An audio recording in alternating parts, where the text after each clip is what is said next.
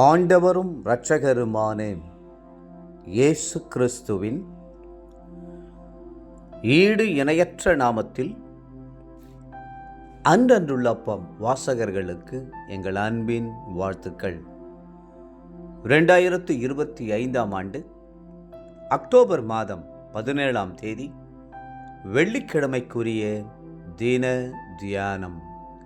இன்றைய தலைப்பு Samuel. 1 Samuel 1:27 சொல்கிறது, இந்த பிள்ளைக்காக விண்ணப்பம் பண்ணினேன், நான் கர்த்தரிடத்தில் கேட்ட என் விண்ணப்பத்தின்படி எனக்கு கட்டளையிட்டார். இன்றைக்கு இஸ்ரவேலிலே நியாயாதிபதியாயும் தீர்க்கதரிசியுமாய் இருந்த ஒரு பரிசுத்தவானை சந்திக்கப் போகிறோம். அவர் பெயர் சாமுவேல். நீண்ட வருடமாக பிள்ளை இல்லாமல் மலடியாயிருந்த அன்னாள் ஒரு குமாரனை பெற்று கர்த்தரிடத்தில் அவனை கேட்டேன் என்று அவனுக்கு சாமுவேல் என்று பெயரிட்டார். 1 சாமுவேல் 1:20. அன்னாள் செய்த பொருத்தனையின்படியே சிறு வயதிலேயே அவனை கர்த்தருக்கென்று ஒப்பு கொடுத்து தேவாலயத்தில் கொண்டு போய் விட்டுவிட்டான். அங்கே சாமுவேல் ஆசாரியனாயிருந்த ஏலிக்கு முன்பாக பணிவிடை செய்து கொண்டிருந்தார். நீங்கள் ஆவிக்குரிய மலடிகளாக இருக்கக்கூடாது. புதிய ஆத்துமாக்களை பெற்றெடுக்க அன்னாளைப் போல ஜெபியுங்கள். அப்போஸ்தலனாகிய பவுல், என் சிறு பிள்ளைகளே, கிறிஸ்து உங்களிடத்தில் உருவாகும் அளவும் உங்களுக்காக மறுபடியும் கற்ப வேதனை படுகிறேன் என்று சொன்னார். கலாத்தியர் 4:19. ஏசாயா தீர்க்கதரிசி சொல்லுகிறார், நானும் கர்த்தர் எனக்கு கொடுத்த பிள்ளைகளும் சியோன் பர்வதத்தில் வாசமாயிருக்கிற சேனைகளின் கர்த்தராலே இஸ்ரவேலில் அடையாளங்களாகவும் அற்புதங்களாகவும் இருக்கிறோம். ஏசாயா 8:18.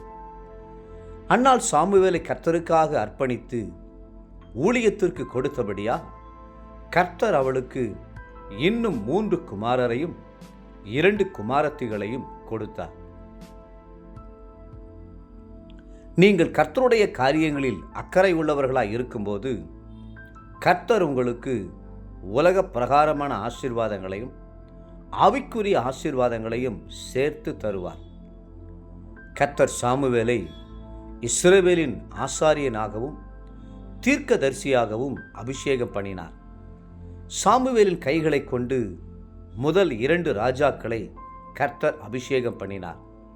முதல் ராஜா சவுல், 2வது ராஜா தாவீது. தன் வாழ்நாள் முழுவதும் கரைதிரை இல்லாமல் சாமுவேல் தன்னை பாதுகாத்து கொண்டார். முடிவு பரியந்தம் சாட்சியுள்ள பரிசுத்த வாழ்க்கை வாழ்ந்தார்.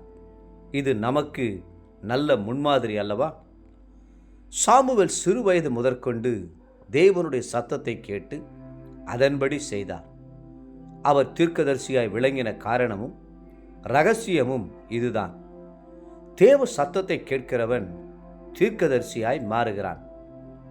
நீங்களும் ஆவிக்குரிய ஜீவியத்தின் ஆரம்பத்திலிருந்தே தேவ சத்தம் கேட்டு பழகிக் கொள்ளுங்கள். அப்பொழுதுதான் தேவ சித்தத்தை பூரணமாய் செய்ய முடியும். சிலர் உள்ளுணர்வினால் தீர்க்கதரிசனம் உரைப்பார்கள். சிலர் ஆவியின் ஏவுதலினால் தீர்க்கதரிசனம் உரைப்பார்கள். ஆனால் சாமுவேல் தேவ சத்தம் கேட்டு தீர்க்க தரிசனம் உரைக்கிறவராய் இருந்தார். சாமுவேலை சந்திக்க போன சவுலிடம் சாமுவேல் என்னென்ன சொன்னாரோ அத்தனையும் அப்படியே நிறைவேறினது. தேவ பிள்ளைகளே, கர்த்தர் உங்களுக்கு தீர்க்க தரிசன வரத்தை கொடுப்பாரானால் நீங்களும் கூட கடந்த கால, நிகழ்கால, வருங்கால சம்பவங்களை அப்படியே கூற முடியும். விசுவாசிகளின் பக்தி விருத்திக்காக கர்த்தர் உங்களுக்கு தீர்க்கதரிசன வரத்தை தருவாராக. இன்றைய நினைவிற்கு 1 சாமுவேல் 10:6. கர்த்தருடைய ஆவி உன்மேல் இறங்குவார், நீ அவர்களோடே கூட தீர்க்கதரிசனம் சொல்லி வேறு மனுஷனாவாய். இன்றைய வேத வாசிப்பு காலை ஏசாயா 50, 51 மற்றும் 52 அதிகாரங்கள், மாலை 1 தெசலோனிக்கேயர் 5 அதிகாரம்.